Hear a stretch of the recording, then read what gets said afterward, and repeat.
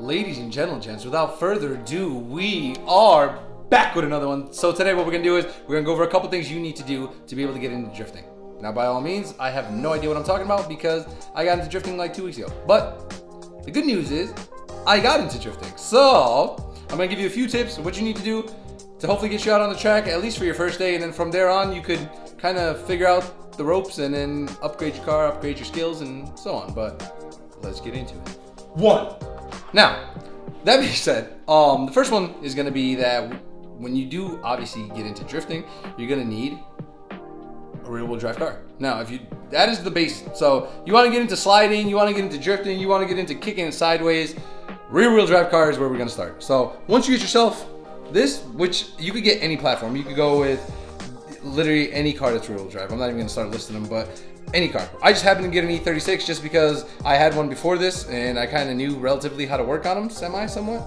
And so I just figured, these are pretty simple. So if that's not your cup of tea and you don't like BMWs, then go with a Miata, go with the 350Z. Now, the reason why I'm telling you those three, the Miata E36 and the 350Z, is because they're on the cheaper end compared to like the other cars. And stay away from the S chassis because those, it's going to be out the door. They have the drift tax. It's going to be through the roof. And yeah, so first things first, get a rear-wheel drive car. So, you got your rear-wheel drive car, and you're wondering, hey, well, what do I got to do? It's not sliding. There's two things you could do.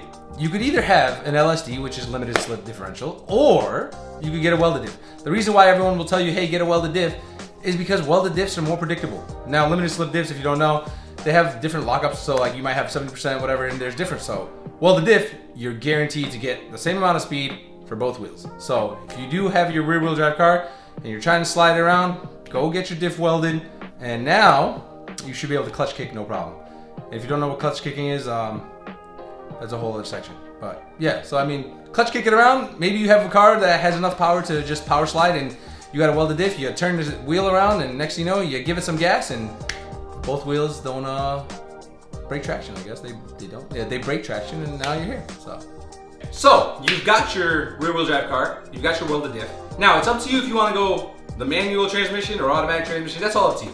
You can do either or. I've seen either or, so it's going to be a lot easier to control with a manual. So if you want to be able to clutch kick, all that, obviously automatic, you're not going to have that. However, if you go with an automatic and you install hydro, maybe you can do it all. But if you want to make it easier for yourself, go with the manual transmission. So now we got a rear-wheel drive car, manual transmission, welded diff. So now let's get into number 2. For number 2, you're gonna need a place to do this. You can't just get out there out to the streets, drift, blah blah. It's not safe. You want to be safe when you're doing this. You want to be able to practice. You want to be able to learn. You want to be able to get points and tips and all that other good stuff from people. So for you to be able to do that safely, what you're gonna want to do is you're gonna have to find a venue. Now we're on the East Coast. We're in Connecticut, and the closest thing to me is Lock City Drift. Now for you, it might be completely different because you might be on the other side of the country. You might be on the other side of the world. But you're gonna have to find a venue. So you're gonna go on Google, or go on Facebook, add yourself to a couple groups, go find a thing on Instagram, and then basically just find a venue that's gonna be able to accommodate you. Now, there's venues for beginners, this, that, that's what you're gonna wanna do. Find something that's good for grassroots, the beginners, right? And get in there. So find yourself a good venue. Like Lock City Drift for me was great. We got in there, everyone, especially like all the people that were working it, were especially helpful, which was phenomenal. I mean, listen, my first run, I got up to it, the guy was like, how you feeling? And I was like, nervous. And I had never even I've never done it. I've never drifted a car before. I'd never slid a car before. So he asked me, he's like, how are you feeling? I said, nervous. And he said, don't be, you're gonna do great. I got out there and, it didn't go too good, but it was my first time. And then every other time, they were able to help me. I would tell them like what's going on, what the car was doing. And he was able to tell me to do this, do that. And these are people who know what they're talking about, unlike me.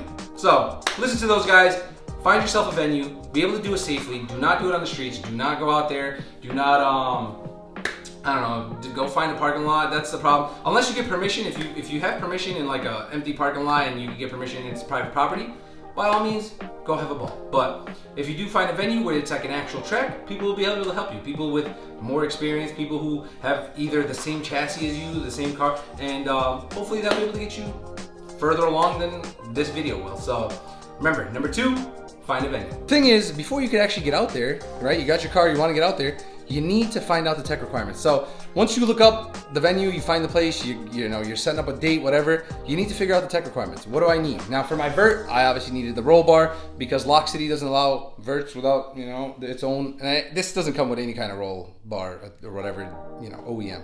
And some of them did, this one just didn't. We ended up having to get a roll bar, and I was gonna get one anyway, so why not, right? But aside from that, you gotta make sure you go over the whole car. They want no spills, no anything. This is just a basic, like, traction, you know, like track, whatever. These are basic track requirements, right? They don't want nothing slippery on this freaking track. They don't want nothing, no power steering fluid, no oil, no nothing. So you're gonna have to go over the car, make sure everything's good, and day of, when you do get there, they're gonna go over your car. So they'll, you know, at Lock City, I'm sure they do this everywhere, but at Lock City they do, you know, they put you on ramps, and then some guy comes up to you, checks your car, make sure your battery is tied down, make sure it's, you know, good to go, your seatbelts are good, your cars, everything, and then helmet. Number one thing they will get you for is your helmet, which mine failed because it wasn't DOT. It was DOT, but not, you know, Snell, whatever. They'll get you for that. So make sure you have all that, and then the rest of the car they'll go over, make sure everything is tight, make sure everything's good to go.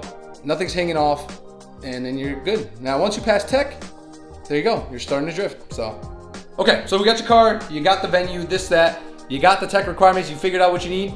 Now you're wondering, hey, what should I do to my car?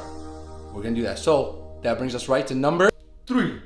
Okay, with that being said, number 3, we're gonna go over what I did to my car. Now, this is not by all means I'm gonna go over what you do want, what you don't want, and what you need to do. So let's do it, I guess.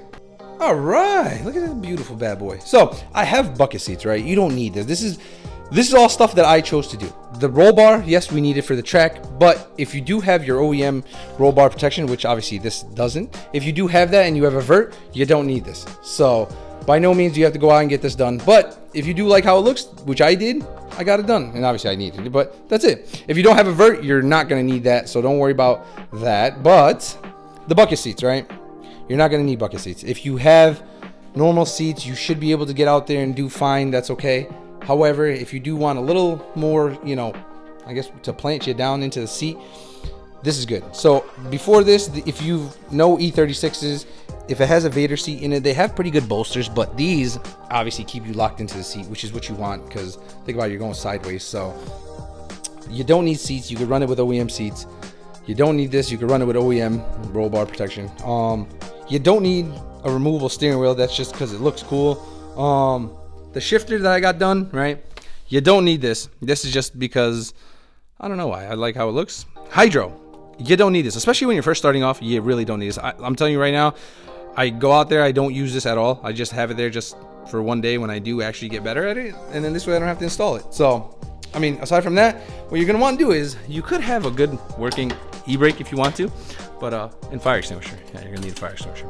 And yeah, so remember, for number 3, you don't listen to the people. You don't need all this other stuff. If you want to just get out there just to try it, see if it's for you, you could get out there with all your OEM stuff. You can get out there OEM seats, OEM protection stuff, and if it's a coupe, you don't need any of that. And then wheels. I mean, I have OEM BMW wheels. I just happen to have super nice Falcons on the front that are grippy, and then for the rear, just some cheap wheels. I mean, just some cheap tires that I end up finding. And listen, you know, we might have clapped a couple curbs, so just find some cheap tires for the rear, and you know, get out there. You don't need any of all this fancy schmancy stuff. I understand everybody at the track might have it. It looks cool, yeah, it looks awesome, but you don't need it. So yeah, get out there. Okay, with all that being said, that brings us to number 4. So with number 4, what you're gonna want to do is enjoy yourself. Get out there, bring a couple friends with you, you know, or get out there on your own. Just get out there, enjoy it, try it out. Maybe drifting's for you, maybe it's not, and that's fine. But how are you gonna know unless you try it, right? So, listen, drifting is expensive. I'm gonna tell you this right now. You're literally doing something to your car that the car doesn't want to do, which is go sideways. So if it's something that you're trying to do on a budget, you could. That's what I did with this car, or about as budget friendly as it could be. But do a lot of research. So do you know, somewhat of what your car needs, or what your car, you know, because for these E36 chassis, what you want to do is just get the rear subframe reinforced, because they do rip out a lot, but they're low power. So I mean, you know, how much is it really gonna do? But anyhow, do that. Make sure, you know, have fun, get out there, and yeah, I guess that's kind of about it for number 4. All right, there you guys have it. It's a wrap. That's just a quick couple things. I mean, that was what, like 4 things that I gave you guys.